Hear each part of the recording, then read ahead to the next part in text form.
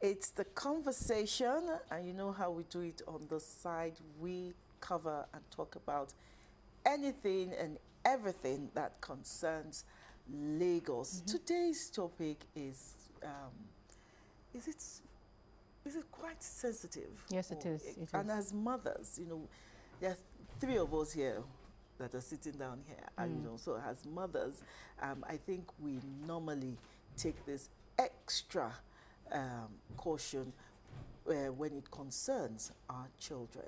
Schools have resumed, and they resumed last week, and you know, of course, these schools are supposed to put measures in place to ensure Safety that, measures. yeah, to ensure that the kids are safe and protected. But we don't leave it to the school alone. Parents also have a role to play. Today we'll be discussing schools resumption and safety issues, and we have Olamide Thompson Odeneye. She's a Safe Schools Initiative Lagos coordinator. You're welcome. Thank you very much. Nice to be here. I want us to start this way. You know, I said something behind the camera. As I said, I won't say here. You know, what is the Safe School Initiative all about? Thank you very much.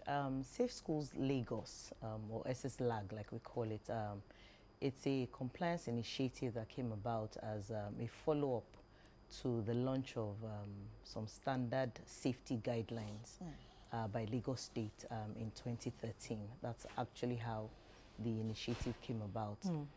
It's important to note that, you know, SSLAG is tasked with creating safety awareness and safety culture within educational institutions within Lagos State, as well as allied establishments, especially where places where children converge. So whether it's for learning, whether it's for fun, Okay. whether it's even religious activities. So anywhere that you have, you know, Children a large gather. population of children gathered, you know, we need to ensure that, you know, there's a certain level of safety awareness, there's a culture that is put in place, there's certain guidelines, are they following it, you know, things like that. So that's part of it. And part of our mission as well is to ensure that, you know, we are able to prevent avoidable risk. We ensure that we can protect children from harm. And also, like I said, I'll keep hammering, you know, during the course of this conversation, we'll be hearing more about awareness, and ensure that we create safety culture and awareness within all the institutions. Okay, school safety now. What does it entail? What does it mean? It's a wide range of guidelines that we need to look at when we're talking about school safety. And it falls under various categories. So for instance, school safety, let's take physical safety for instance. So under physical safety, we'll be looking at infrastructure safety, building permits. Are we sure the structure is safe enough for the children? What kind of structure do we have? What are the things that go into ensuring that this structure is safe for the children to be in? We look at the environment, so we're looking at health protocols as well. How ventilated are the classrooms? How wide enough is the play area? Because you also have to look at accidents that could happen. So that also falls under physical safety. You have to look at that. We have to look at health safety. So are they, what kind of protocols are in place? Are they washing their hands regularly? All frequently touched surfaces, are they being sanitized? Are they implementing simple health checks? Are they encouraging parents to keep the children at home when they fall sick and not bring them to school so they don't spread the germs? You know, so there's so much. We have safety issues as well that can come up. So what kind of security measures are put in place? Are they monitoring entry and exit points of the school? Are they doing surveillance around the school to ensure that they can quickly report suspicious activity? Do they have budgets, for instance? You know, that's management as well has to key into safety. Do they have a budget, for instance? Okay, are they training and retraining members of staff? The holidays have come and gone now. Some schools would have recruited new staff. What type of verification processes did they put in place to ensure that the staff they have hired is who they say they are? What kind of references did they get? We don't want to. We don't. Teachers. Yes, not just teachers. Drivers, every single person that works within that ecosystem.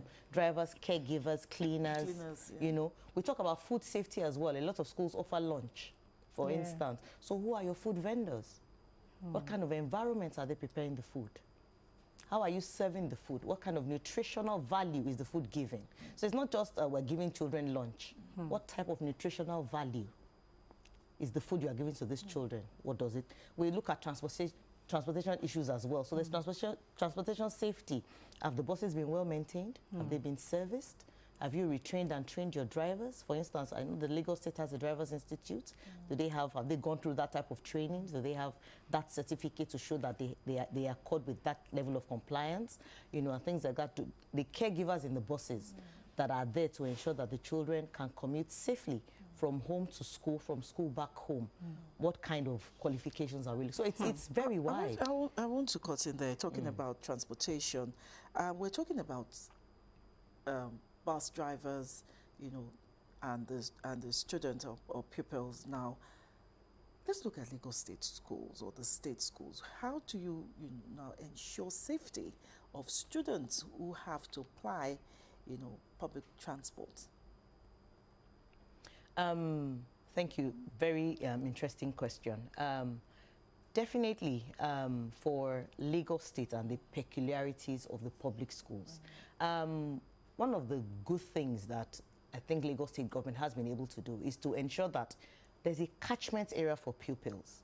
So for instance, most children that will be attending a particular school will be children that live within that area. So commuting may not be so difficult. A few of them will walk to and fro back from school.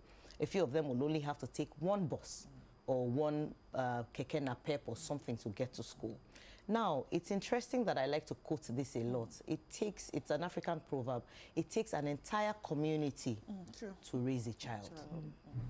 It takes one person to have a child. And it's important that, you know, we embrace that particular proverb. So there are a lot of eyes on the children. And one other thing that I've noted with public schools is the introduction of the neighborhood watch. So I've seen schools where neighborhood watch resumes there in the morning. Now, don't forget, neighborhood watch is also part of the community. So they know the peculiarities of the community. They know the risks that are associated within the community. So they resume in the school in the morning just to monitor, watch, ensure the children can cross the road safely, get into school. And when they are going, they do the surveillance check around the school. They're able to report any type of suspicious activity, and they do same after close of school. So I think there are a few collaborations that have come into place and partnerships that can ensure that children in public schools have that level of safety. Okay, given the vast number of schools that we have and allied establishments that we have here in Lagos, how do you manage to effectively monitor them? Okay, so what we've been able to do is, like I said, there are a set of guidelines. Some of the guidelines I had raised when we started the conversation on health, hygiene, food, transport, security, structure, you know, and all of that. So we have guidelines and we have various compliance checks that go into all of these guidelines that we've talked about. There's a certain level of compliance that a school needs to reach before we can effectively give them a tag and say, yes, this is a Lagos safe school. Now, it's not just private schools, it's public schools as well. And we consistently have training and retraining programs to ensure that even if you have staff that have disengaged, who were championing safety or the safety culture within your schools. I'm happy to note that, you know, for the Lagos Safety Commissions, we now have things that we call safety clubs. So we have safety prefects in schools now. Okay. It's part of an initiative as well to be able to catch them young and ensure that, you know, you have students who are able to champion the cause of safety within their schools. So there are events, there are trainings, there are conferences, there's so much going on to ensure that we can reach, like you said, it's a large population, establishments, schools and all of that, so that we can reach them as quickly as possible and ensure that we can get them safety compliant. Okay, we've talked a lot about physical safety. Recently, over time, we've heard, you know, about students bullying each other. I'm sure that falls under emotional safety. So what is the initiative doing in order to ensure that this, you know, practice, you know, does not continue? Okay, well, we have bullying in two forms, so yes, you're right. One, it even falls under physical safety because, you know, bullying can lead to violence and that can lead to a form of accident. You've mentioned the emotional part of it. So mental health as well is also one of the protocols that we encourage the schools to also put in place to ensure that they have counselors within the school. Now, it's not only even about bullying. There are times that the child is changing his school or moving a class ahead, you know, and they're finding it so hard to fit in and all of that. So that also falls, you know, under the emotional part of it. Now, bullying, like I said, falls under two categories. It falls under the physical. It also falls under online. That's why we have something that we call cyberbullying as well. Which you mentioned earlier. Yes. So those two, the physical and then the online part of it. So, like I said, awareness is key. There are times these children don't even know that the act that they're engaging is actually bullying. Cyberbullying, for instance, I tell children when I speak with them that anytime you send any type of message on any electronic device, so it's not necessarily even an internet-enabled device. If you send an SMS to somebody where you have used foul language, you have told lies, or you've tried to defame them in some way, we categorize that as bullying as well. Some of them don't understand the extent to which bullying goes. So first things first, you need to create an awareness around bullying. Let them understand exactly what bullying is. It's not until you shove a person, or you kick a person, or you push a person verbally. Even saying something like, oh, Jumoke is fat, can be classified as bullying. Because emotionally, you don't know how that person is going to feel. And, you know, we begin to see a certain withdrawal. The child may stop eating, you know, or they say, I'm fat in school, so I have to lose weight, you know, and things like that. So it's to create an awareness around bullying and to also ensure that we give tips on how to prevent bullying and also encourage children to speak up. So even if you have a friend who is going through something, be the champion and speak up. And we also tell adults to become trusted adults. Be the adult a child can trust. You know, there are some times that honestly, we don't have that time. And the child comes to you and say, I'm sorry, Auntie Lara, there's something, please, can we do this in another 15 minutes? And you shut that child up. And the child just withdraws. Well, I was trying to tell you something was going on, you know, that kind of thing. And then we also encourage teachers and caregivers to give the active children a chance to speak. You know, we have some children that are very hyperactive. They are all over the place. They are the ones that will come and tell you every single thing that is going on in class. But you can utilize such skills because they become the reporting channel. Because you know that if they see something, they will say something. So we encourage, see something, say something. You spoke about verification earlier of staff. How do schools, you know, how would they go about this? Okay, it's good to know that Safe Schools Lagos actually has a structure in place for that. Okay. We're setting up in such a way that we want anybody who is doing anything in that sector to come and, you know, have a collaboration or a partnership with us. Let's know who you are. Let's know what you do. Let's vet and be sure that, yes, you can offer such services. So if schools, for instance, they have their own procedure of getting their staff and all of that, they can go a step further by asking us to do a verification. Okay. We have companies who are registered who carry out this particular task. That's all they do. Like a 360 verification. Okay, you can't talk anything about you need to know. You don't disclose. No, it's not the name of it. I'm just saying companies that will be able to give you a 360 overview of that member of staff.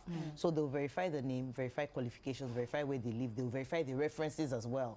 You know, there are times people will put references and put their friends' numbers. Exactly. So when you call their friend, well, yes, so numbers that don't even exist. Exactly, that kind of thing. So you have people that are able to do that 360 verification depending on the criteria that you want. So all of that is available.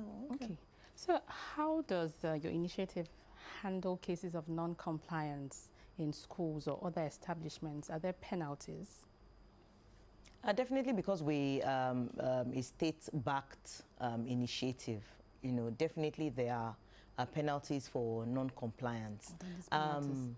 And some of the penalties, like I've said, there's a mark of safety there's a certificate of safety that is given. You said something earlier, the fact that, mothers will always go an extra mile to verify, especially when their child wants to go to school or wants to start up something, you want to go and have a party in an establishment, you want to take them somewhere.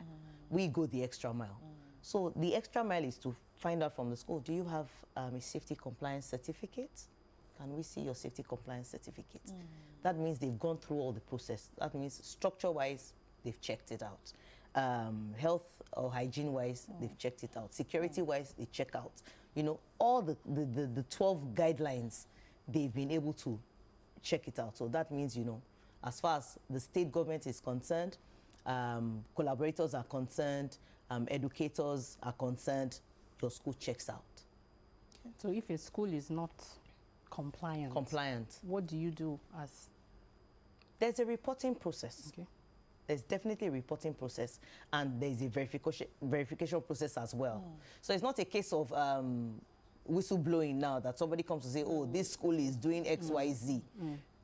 Investigations will be carried out, and the necessary punishments for deviation from the set norm will be handed to them. And it's, it varies. Okay. It actually varies. But, for more information on the nitty-gritty and the guidelines, penalties, and how, schools can take advantage of all the things that are being offered for Safe Schools Lagos, we have a dedicated website, very easy to use and to follow. Phone numbers, dedicated lines are there. Even if you want us to call, we'll do that as well. So how is the issue of hygiene being addressed in Lagos schools, especially since post-pandemic? There are a lot of safety measures that were put in place then. So are they still abiding by this? So how do you ensure that this hygiene practice is still being done in such schools? One of the first hygiene protocols we talk about is regular hand washing. So what that? But these days, you see that most COVID of the schools have taken off this the taps. They've taken it off. The taps and all of that. They're no longer there. The idea is to still keep encouraging, enforcing, and creating awareness around it. Yes, COVID, we think, okay, COVID is gone, but we still have some strains. But what happened? Then cholera came in. And then we're talking monkeypox. Monkeypox. So the truth of the matter is that the risks will still be there. They're not going to vanish overnight. So the idea is for us to keep ensuring that we create awareness. Awareness, education, training, retraining, these are our strongest tools. The more people hear about it, the more they want to comply and do what is right. For instance, a child who knows that, oh, when I get home from school, the first thing I do is wash my hands. It's in the child's head. So that you'll see such children saying, oh, I want to wash my hands when they get to school or before they have their meals. I want to wash my hands. Oh, I just finished, we just had finished break, or we've gone to the playground. I want to wash my hands, because that child is aware. So that is what awareness does. Okay, for parents now, parents also have a major role to play, because safety for our children starts from the home, then school, then till they come back to the house. Is there any kind of training or programs that are in place for parents to understand, the safety measures by your initiative? Yes, like I said, we have a lot of conferences, we have events, we have webinars, we have seminars. Yes. Do they attend? Parents, how do you get them? Educators, caregivers. Okay. Anybody who is in that ecosystem. Like you said, I love the fact that you said safety actually starts at home. That is what we preach. Physical safety, online safety actually starts at home. Because you did not wait for your child to have an accident before you taught them how to cross the road properly. You need to be able to put some measures in place. Now, for physical safety, we find out that a lot of parents are compliant when it comes to physical safety. You teach them you don't talk to strangers, you don't pick things off the floor, you don't this, you don't that, you look both ways before you cross the road, things like that. Keep yourself neat and tidy, ensure you wash your hands. So we have a full grasp on physical safety. What we're beginning to see now is trying to ensure that parents can also understand the risks of giving their own mobile phones to their child to watch cartoons on YouTube, for instance. So we're trying It happens a lot. Yes, it does. So we're trying to ensure that we can teach that convergence. There's a point where it meets the physical safety and online safety, even for safety in schools. For instance, you have schools that are dependent on technology. Yeah. They have portals, they have apps, they send homework via these portals. So the child has to go online to do their homework. We have schools that will indicate when your child is picked up from school. Or Usman has picked Jumia up now at 2:15 p.m. As a parent, you get that message on your phone. The school needs to communicate with you. You're an emergency contact. They just send you a message via the app. So we're trying to ensure that outside physical safety, parents are also aware of online safety. And like I said, we have conferences. We had a major one last year. It was like a 2-day conference where we talked a lot about physical safety, and we had safety professionals, we had schools in attendance, we had students, we had caregivers, we had parents, you know, and all of that. And we still further drill down by talking directly to PTAs. You know, that's another avenue where you can get... I keep talking about PTAs. Where you can get parents and teachers together. So you have parents-teachers forums, you have things like that, you have the WhatsApp groups, you have all of that. So any avenue to ensure that you can pass information. We use that, and all that is available as well. Okay, we have children with special needs, and then how do you ensure that they are also, you know, included in the safety measures? You know, one of the things that I said about our mission is also to ensure that we're able to prevent avoidable risk, and that we can protect children, you know, from harm. So definitely, special needs children, one even needs to go the extra mile. Because right now you have a few of them, maybe cerebral palsy, children who are autistic, who cannot verbally communicate. So they may not even be able to communicate any form of abuse that is going on. That is where staff verification comes in. That is where training comes in. That is where compliance to some certain things comes in. Even for the structure. So you understand now when I'm saying physical structure. You can't imagine a special needs school, for instance, who will expect children to do flight of stairs without proper monitoring, supervision, or surveillance in place within those schools. So definitely, it takes safety one step higher with those kind of establishments. So outside the regular guidelines that we expect all schools to follow, such establishments have an additional layer that we need to ensure that they conform with. And the honest truth is that the human will always be the strongest and the weakest link. So the most important thing is that let's safeguard the children. Let's ensure that we've put measures in place, whether they can voice it out or not. We saw instances of 2-year-olds being abused. 3-year-olds being abused, and you know, this is a child that cannot verbally communicate what happened. But you know, like I said, see something, say something. If we've done proper verification, we have the background checks, we need to also put measures in place to safeguard the child so that we're not protecting or trying to mitigate risk after it has happened.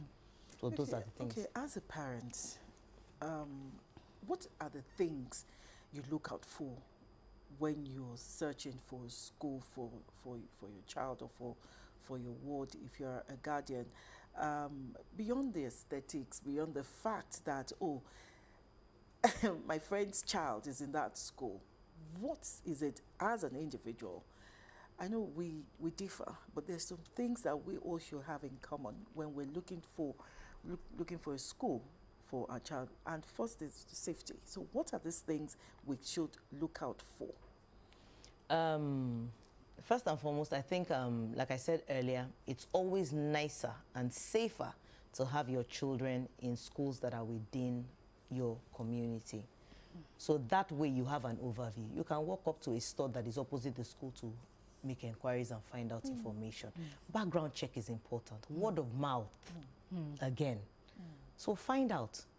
That way, you know a few people whose children have attended the school before. Go and make inquiries.